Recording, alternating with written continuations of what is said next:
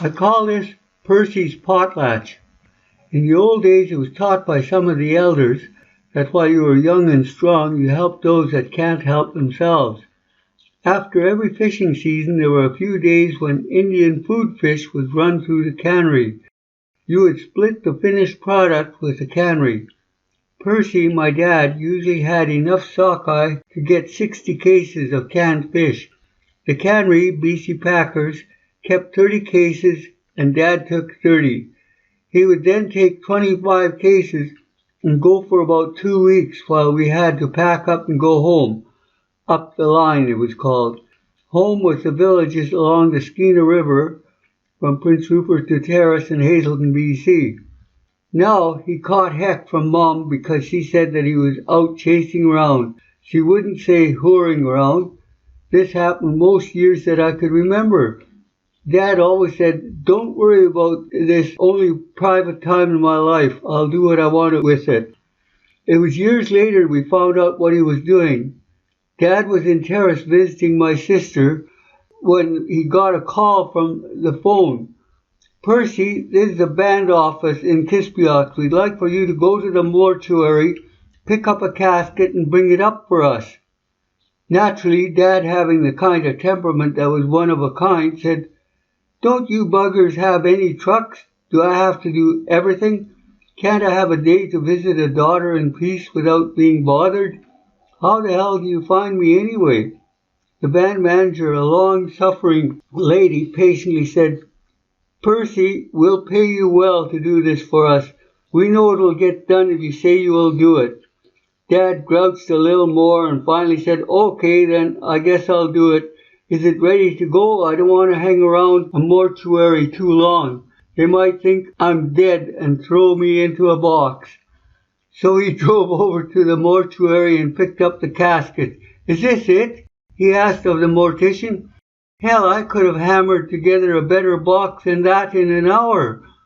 Finally, belaboring the mortician's lack of quality, obviously thinking, since it's only for an Indian, Dad left with a parting shot.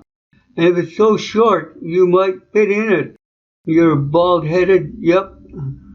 I'm sure we built this for a bald-headed bugger. No Indian with a full head of hair." He took the casket 100 miles to Kispiox, wondering, who is this for?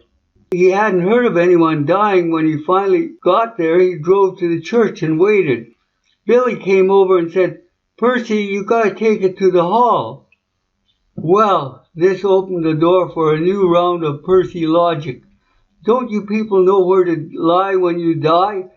In a church is where you lie, so God might see you. He won't find you in a hall. Do you expect the dead to dance when you put them there? Well, Billy just smiled and got in the pickup. Eventually, Percy drove over to the hall as Billy knew he would. As things turned out, Percy was on one end of the casket and 2 young men were on the other end. He asked, "Is this cheap old box for me? With 2 young men on one end and only me on the other, I'll have a heart attack and you just throw me in the box and nail it up. You left it dark in the hall and probably you left some rope laying around to trip me." It was the first time in a long while that the people saw Percy speechless when the lights were turned on, and Percy saw 1,000 to 1,200 people jammed into the hall. Later he said, "There I was, my old work pants and dirty hat, and all the people dressed nice and clean. I still didn't know what was going on." Percy was led to the head table and sat in the middle. There was a MC who said, "Percy, you probably don't know what's going on, but we will eat first." The house or whelp running the feast began to distribute the food. If there was to be 1 loaf of bread for each person, Percy was given 10 loaves. As you can imagine, a pile of food behind Percy grew. This was extra food to be taken home. There was also a continual run of soup and main courses, salmon, moose, and deer, along with turkey and chicken. Percy said, "This is too much. Phew. I normally only eat a little bowl of soup." After about 2 hours, most of the people were fed. The MC took the mic and said, "This potlatch is honoring Percy Sterrett for something I could tell you about, but I will let the people involved tell their own story in their own words. An old lady was wheeled to the mic. Slowly she unraveled a tale of how her daughter and husband drowned when a little boat capsized, leaving her with 5 kids. By herself, she couldn't control the distraught kids. They moped around and wouldn't do anything to help. The few weeks she had the kids were a nightmare. She was at the end of her wits when Percy drove in. He dropped off a case of salmon and 100 pounds of terrace potatoes. Somehow he had heard about her condition, having all these children and running out of food. After she told him, "I'm going to have to give them up to the welfare," Percy went back to the car and got the strap, a piece of belting that he used on his own kids. He asked her permission and caught the oldest boy. He whipped his butt hard twice. This startled boy let out a scream, and through his tears he heard Percy say, "That's for nothing. If I come back and find you kids aren't listening to your granny, Jeets in our language, you'll really get it. Don't you kids know how Indian kids are treated by the welfare? Boys are sent to homosexuals in the States and Eastern Canada. Once you're gone, no one can help you." White people thought no one knew, but the Indian Telegraph had a way of passing information to the elders. He took the boys out and showed them how to race sawing wood. He put 2 on a saw, one pushing and one pulling, trying to beat each other. He said, "You need wood for the winter. It isn't far away. In your spare time, cut wood as much as you can." Then he took the boys inside and showed them how to darn their own socks using a jar inside a sock. He quickly darned one. "You made the hole, you can darn it up." He called the girls over and said, "It's just as important for you to listen to Jeet, Granny, as well. Work hard. You won't forget your parents, but hard work will make you feel better and keep you alive." The old lady was running out of breath, but she said, "The case of salmon and potatoes kept us alive through the worst 3 weeks of the winter." He never stopped helping each year until the oldest boy was able to work. She grudgingly gave up the mic to the next person.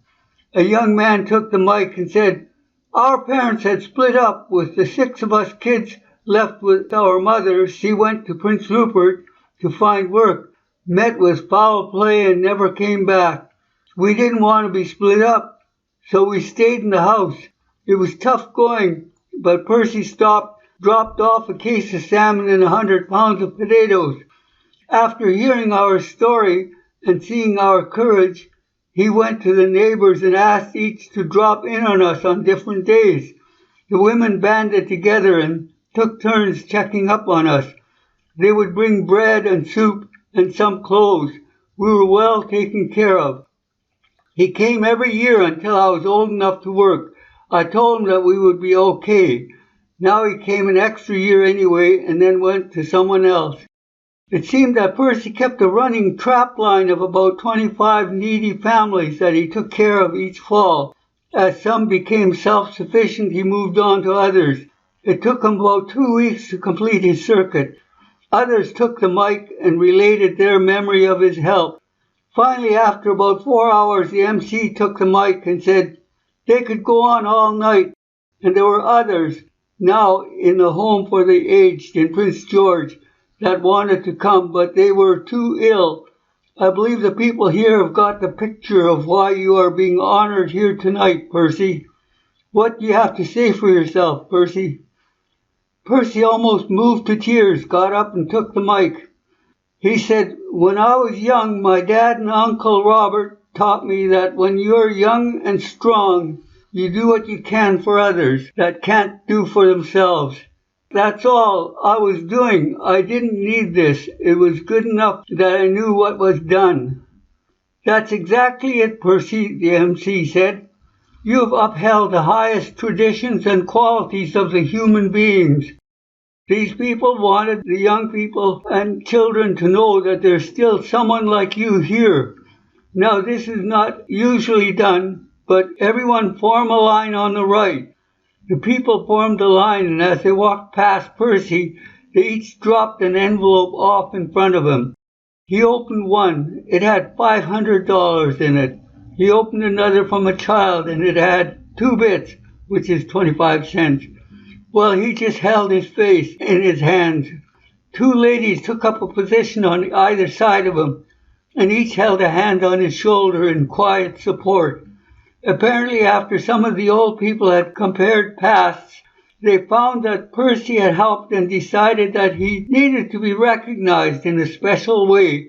They knew that Percy had lived in a little trailer for 3 years and that he needed a home. The money got his home started. The band and his family finished it off. Because of age and a sore back and exhaustion from all the excitement, Percy had to leave.